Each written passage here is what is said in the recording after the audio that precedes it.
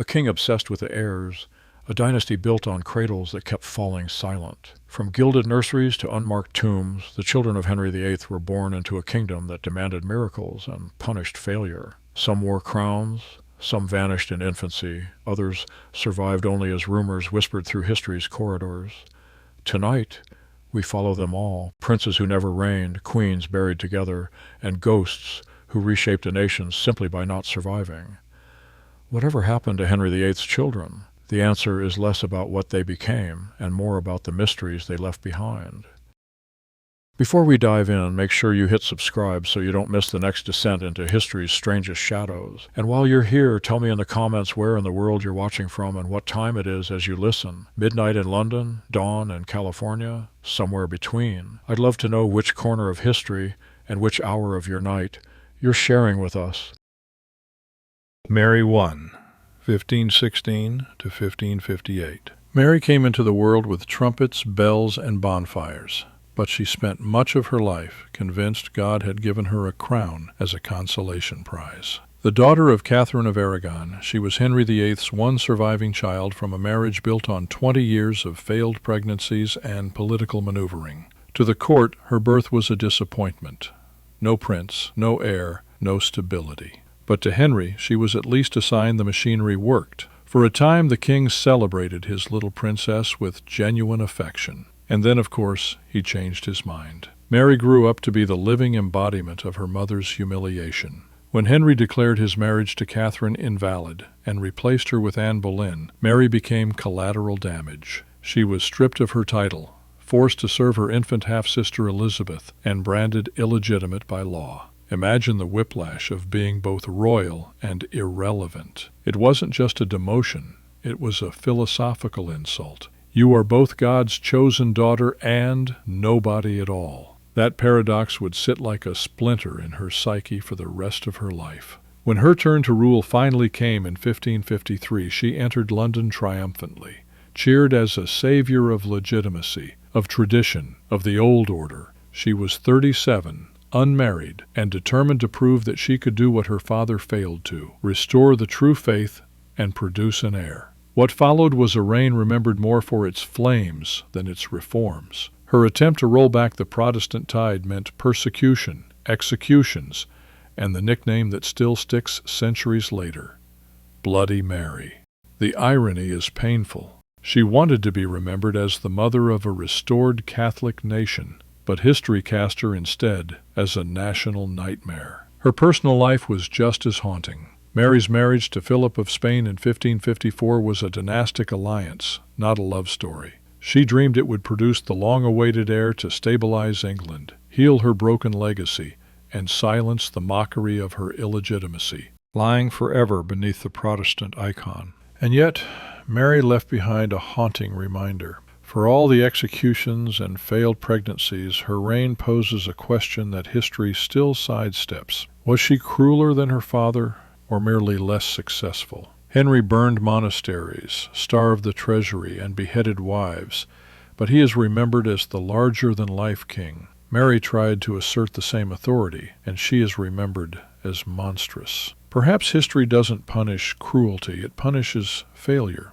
Her story closes in a tomb shared with her rival, but our gaze now turns to the rival herself. If Mary's reign was a story of longing for legitimacy, Elizabeth's would become a masterclass in surviving without it. And that is where the mystery deepens.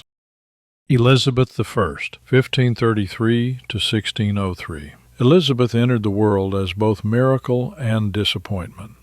To Henry VIII and Anne Boleyn, she was the promise of a future that had to be male, yet wasn't. The trumpets blew, the bells rang, and the nation pretended to celebrate. But beneath the gilded pageantry was the unmistakable groan of a kingdom still waiting for its prince. In that instant, Elizabeth inherited a paradox, too important to ignore, too inconvenient to love. Her childhood was as unstable as her father's conscience. One year she was a princess in silks, the next she was declared illegitimate, her mother executed, and her cradle status stripped away like yesterday's costume jewelry. Elizabeth learned early that survival wasn't about power, It was about watching carefully, speaking cautiously, and storing secrets like currency. If Mary carried the scar of being her mother's daughter, Elizabeth bore the sharper wound of being her mother's replacement. She lived in the shadow of a ghostly figure who had once captivated the king and then lost her head for it.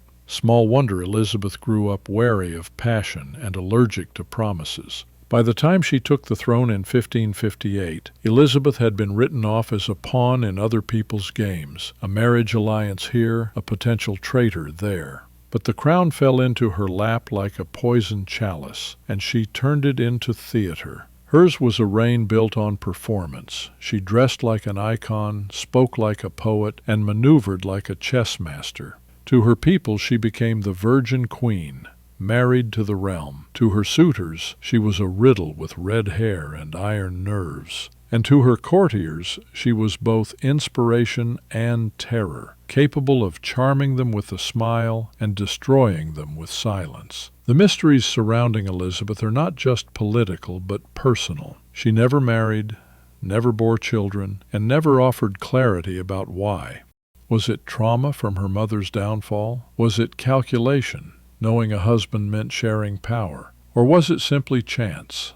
A woman in a man's world refusing to gamble her autonomy. Whatever to carry her name, and slipped away in Richmond Palace with England's succession balanced on a knife edge. Her body was carried to Westminster Abbey, where she was placed, ironically, on top of her half-sister Mary, as though history wanted the last laugh. The Protestant icon physically eclipsing the Catholic zealot, one queen literally above the other. Two daughters of Henry, forever locked in a silent sibling rivalry beneath stone. Elizabeth's life is the grand performance of history, brilliance sustained by secrecy, certainty built on ambiguity. And yet her death leaves behind the most unsettling question of all.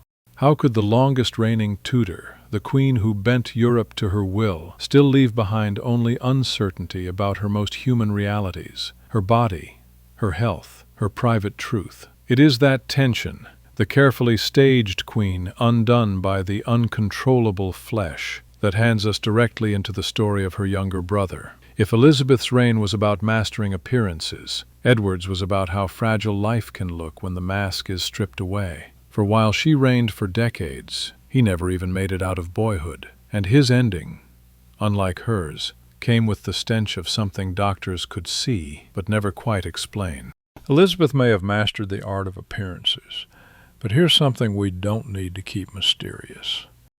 If you're enjoying this journey, subscribe to the channel so you'll never miss the next story buried in the shadows of history. And while you're at it, drop a comment below. Where are you watching from? And what time is it right now as you listen? I'm curious. Are you hearing Elizabeth's secrets in the middle of the night or in the bright light of morning? Edward VI, 1537 to 1553. Edward was the son Henry VIII had prayed for, sacrificed for, and all but burned his kingdom down to obtain. His mother, Jane Seymour, was the one wife Henry called beloved even after her death, precisely because she gave him the golden child he thought destiny owed him. When Edward was born in 1537, the court erupted in relief. Finally, a boy. Finally, the Tudor line seemed secure. The bells that rang for Mary and Elizabeth rang again, but this time with genuine triumph. The long gamble of broken marriages and broken faith appeared to have paid off.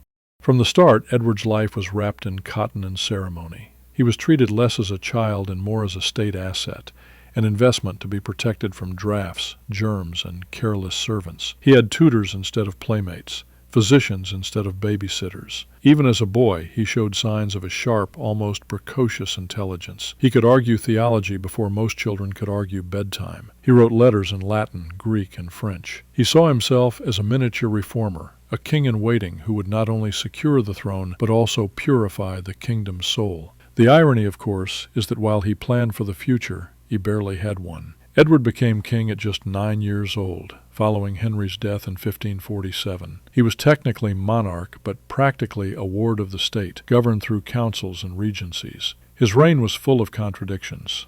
On one hand, he was the figurehead of radical Protestant reforms that reshaped the Church of England. On the other, he was a sickly child, rarely strong enough to leave his chambers for long stretches. He signed documents with the authority of a king, but he coughed and sweated with the fragility of a patient. By 1553, his health had worsened beyond denial. Observers described a relentless cough, wasting weight, and fevers that no physician could control. After his death, reports emerged of putrefied ulcers in his lungs, a description both dramatic and vague, perfect for centuries of speculation. Was it tuberculosis, as many modern historians suggest? Was it pneumonia? Some even whisper about chronic genetic conditions or complications of poor early health. The frustrating truth is that the boy who represented so many sisters, he did not receive an elaborate monument.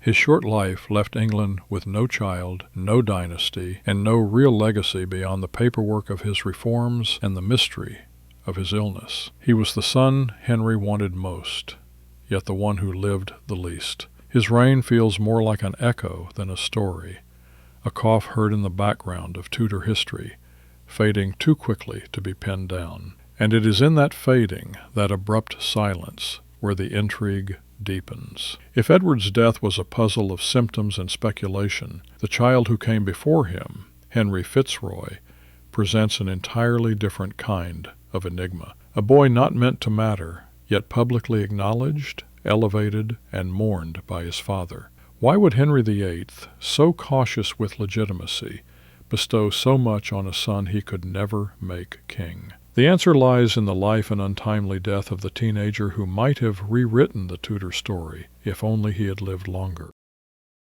Henry Fitzroy, 1519 to 1536. Henry Fitzroy's life is the riddle of what might have been. Born in 1519, he was the illegitimate son of Henry VIII and Elizabeth Blount, one of the king's youthful mistresses. Unlike the shadowy rumors of other supposed Tudor bastards, Fitzroy was publicly acknowledged by his father. That single gesture made him unique. He was the only one of Henry's many potential children born outside wedlock who was openly raised to prominence. The name given to him was itself a royal confession. Fitzroy, literally son of the king. In a court where appearances mattered more than bloodlines, this was a bold declaration. The boy's early years carried a strange duality. On the one hand, he was ineligible to inherit the crown by law, his illegitimacy stamped like a permanent seal. On the other hand, Henry lavished him with titles no other child could dream of. At just 6 years old, Fitzroy was made Duke of Richmond and Somerset, effectively second only to the king in rank. He was also given offices, estates, and a household that rivaled those of legitimate princes. Courtiers whispered that he was being prepared for something greater, perhaps even for the throne itself, should fortune favor him. Why did Henry go so far? The king at that time had only one surviving legitimate child, Mary, and no sons. His desperation for a male heir was no secret, and Fitzroy appeared to be proof that the problem wasn't him, it was his wives. Parading his healthy, vigorous boy served as both reassurance and provocation. Reassurance that the Tudor line could be secured. Provocation to those who doubted Henry's masculinity or divine favor. Fitzroy became the king's walking advertisement for legitimacy, even if his own birth contradicted it. Yet the boy himself was more than a pawn.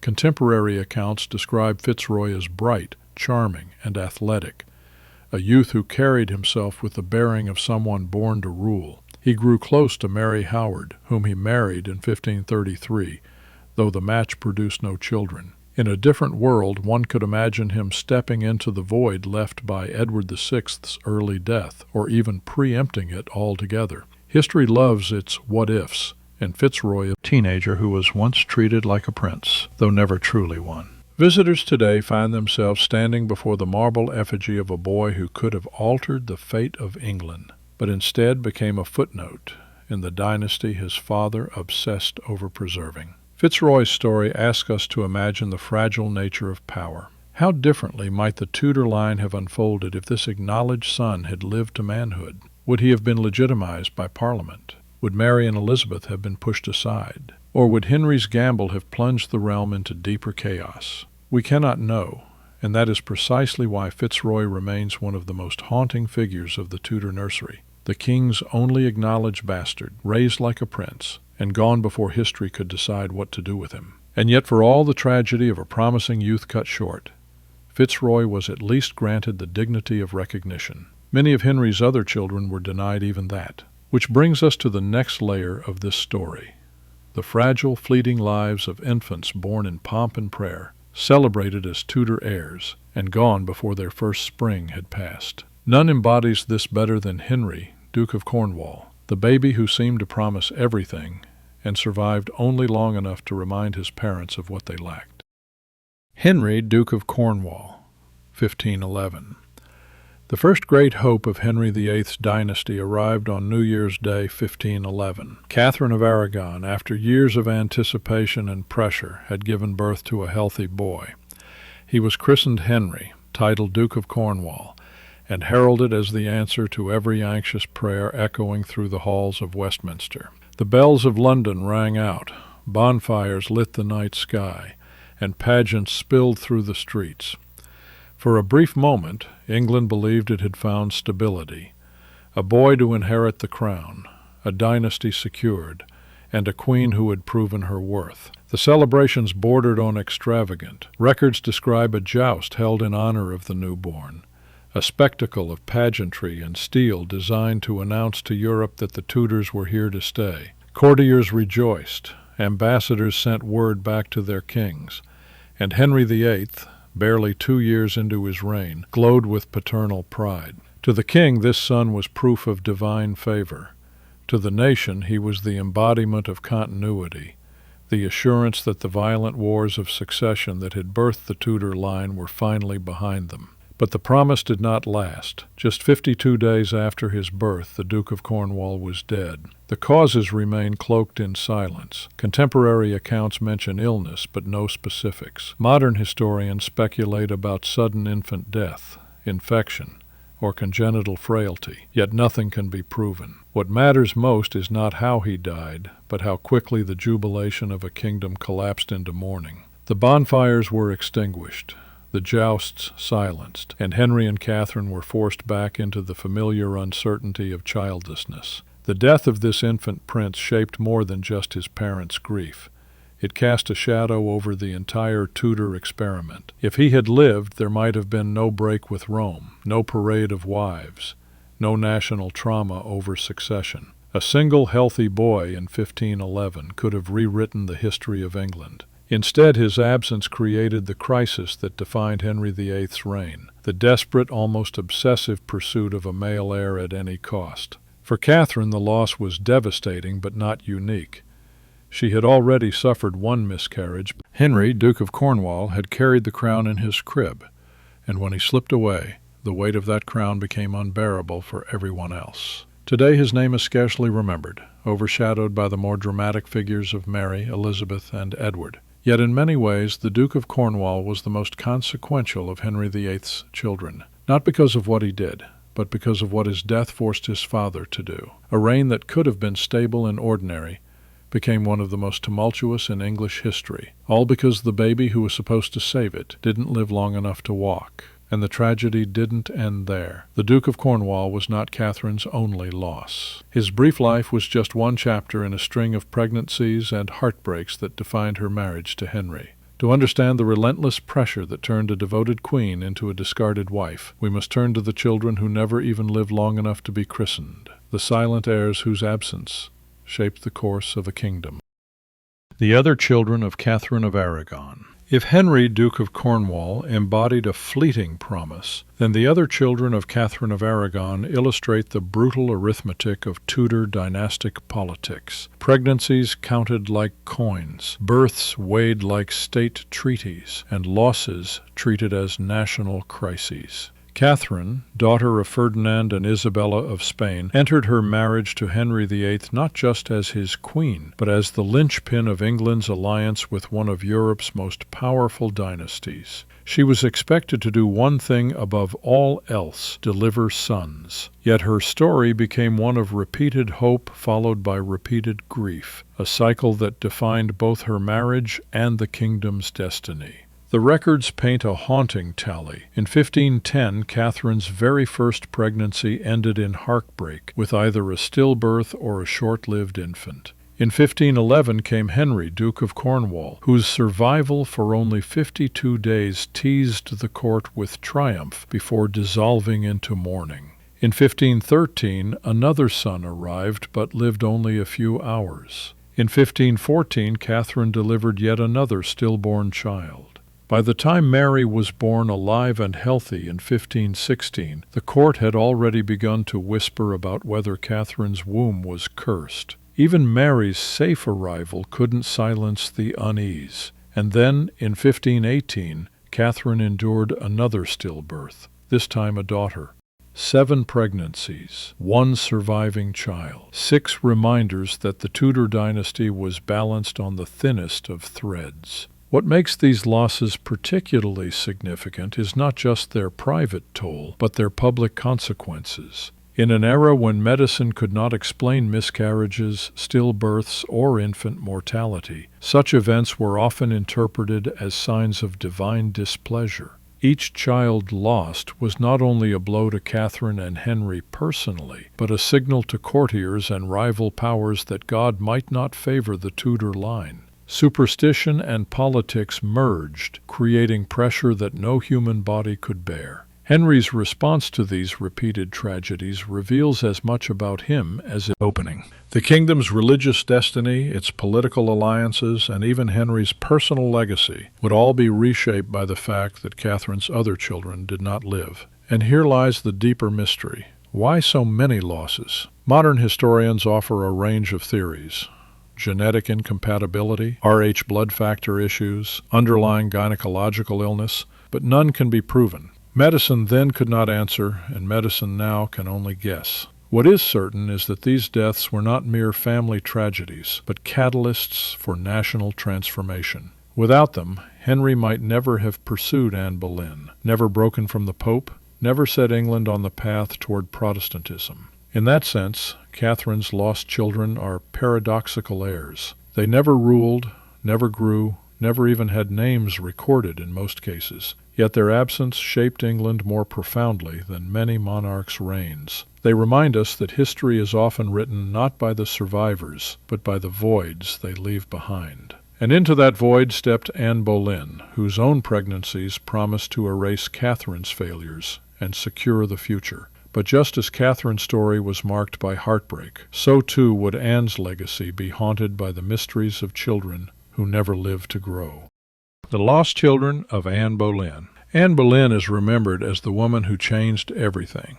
The queen for whom Henry VIII broke with Rome, dismantled his first marriage, and tore England away from centuries of tradition. But her story is not just about crowns and cathedrals. It is also about cradles. For Anne, like Catherine before her, survival at court meant producing a son. Without one, the glittering promises she held out to Henry would always risk turning into accusations. And while Anne succeeded once in giving the world Elizabeth, her other pregnancies ended in silence, creating mysteries that shaped both her downfall and her legacy. Elizabeth's birth in 1533 was a mixed event. On the one hand, she was healthy, lively, and indisputably Henry's child, a proof that Anne had done what Catherine was believed to have failed at, giving the king a living baby. On the other hand, she was a girl. The disappointment was palpable. Henry had been promised sons, had reoriented his entire kingdom in anticipation of them, and what he got was another daughter. Anne insisted that boys would follow, that Elizabeth was only the beginning. The court waited.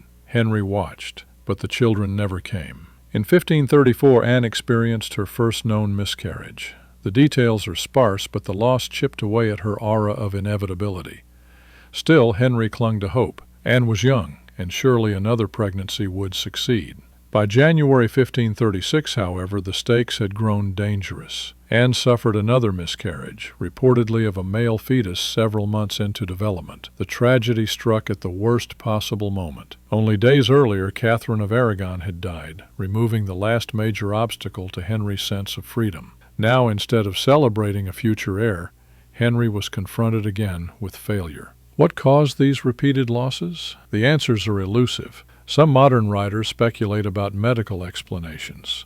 Rhesus incompatibility, a rare genetic disorder, or complications from stress and malnutrition. Others point to the psychological strain Anne endured, her constant political battles, her precarious position at court, her awareness that her entire future depended on what her body could produce. Still, enemies seized their chance. She was arrested, tried, and executed, her story collapsing under the weight of unmet expectations. Yet, in a twist that history seems to love, it was not the sons she never bore who defined the Tudor dynasty, but the daughter she did. Elizabeth would go on to reign for nearly half a century, becoming one of England's most celebrated monarchs. Anne's lost children, however, remain shadows, phantom heirs who never lived, but whose absence shaped the path to Elizabeth's improbable glory. And here lies the paradox. Anne was undone by her failure to give Henry sons, yet the child she did give him became greater than any son might have been.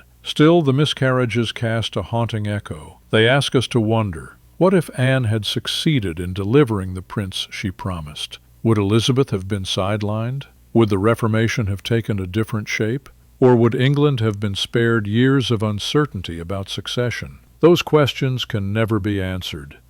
And perhaps that is why the story still lingers. Anne's children who never lived are as much a part of Tudor history as Elizabeth herself, reminders of the fragile line between survival and disaster in a dynasty obsessed with heirs. From these lost pregnancies, we move into an even stranger category of Henry's children, the ones who might have existed, whose names appear in rumors, gossip, and whispers of scandal, but whose parentage was never proven. Unlike Mary, Elizabeth, Edward, or Fitzroy, these supposed offspring were never acknowledged, leaving us to puzzle over whether they were real at all or simply convenient myths created by a gossip-hungry court.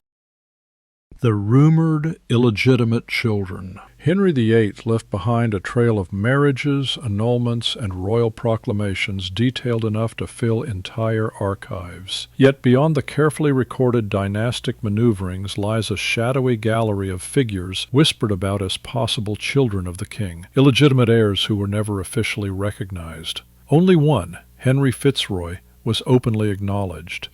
The rest exist in a liminal space between rumor and reality, names scribbled in letters, alleged resemblances noted in passing, and genealogies padded by ambitious descendants eager to claim royal blood. They are mysteries not of presence, but of absence. Why would Henry acknowledge one son so boldly and remain silent about others if they truly were his? Among the most persistent claims are those surrounding Catherine Carey and Henry Carey, the children of Mary Boleyn, Anne Boleyn's sister. Mary had been Henry's mistress before Anne ever caught his eye, and the timing of Catherine's birth in 1524 and Henry's in 1526 has fueled centuries of speculation.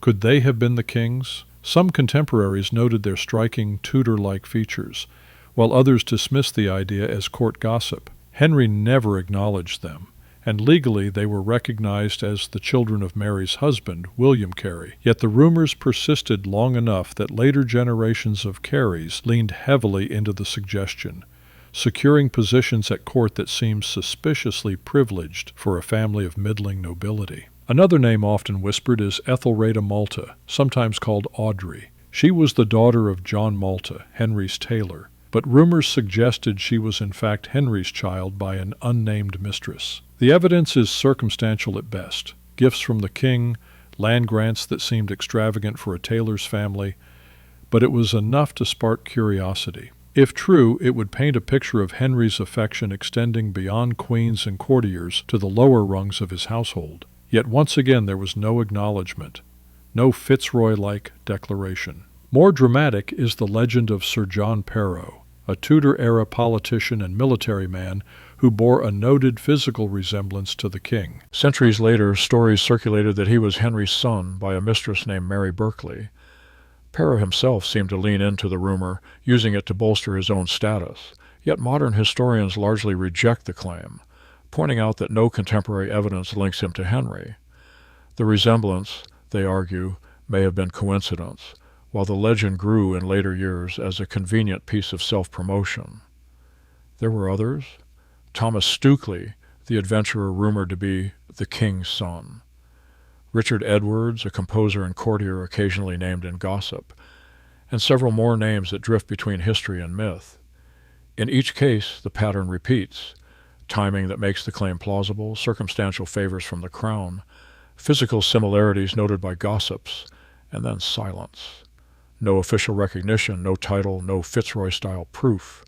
Why would Henry acknowledge Fitzroy and not the others, if they were his? Perhaps Fitzroy was unique because he arrived at a moment of crisis, when Henry had no legitimate sons at all. Acknowledging him allowed the king to demonstrate his ability to father a boy, shifting blame for the lack of heirs away from himself. Later illegitimate children, if they existed, offered no such political advantage. Henry's focus had shifted to producing sons within marriage, not outside it. Acknowledging others might have only complicated his dynastic narrative. And yet, the possibility lingers. Each rumored child represents an alternate history. What if Henry had legitimized one of them? What if Catherine, or Henry Carey, had been publicly claimed as his? Would England have endured less anxiety about succession, or would it have only deepened the dynastic chaos? These figures remain half-seen, existing in the gaps of history where rumor thrives. Their ambiguity is what keeps them alive in imagination.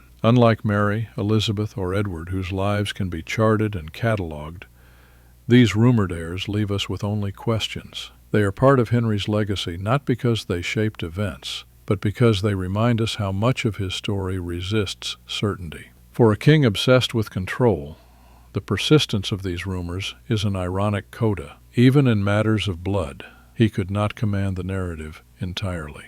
And so the story of Henry VIII's children, acknowledged, lost, or rumored, closes not with clarity, but with echoes. The legitimate heirs all wore the crown, yet none left a living dynasty. The acknowledged bastard promised much, yet died too young. The infants lived only long enough to be mourned, while the rumored heirs may never have existed at all. What remains is not a clear family tree, but a tangle of ghosts, a reminder that dynasties can be as fragile as flesh and as elusive as rumor.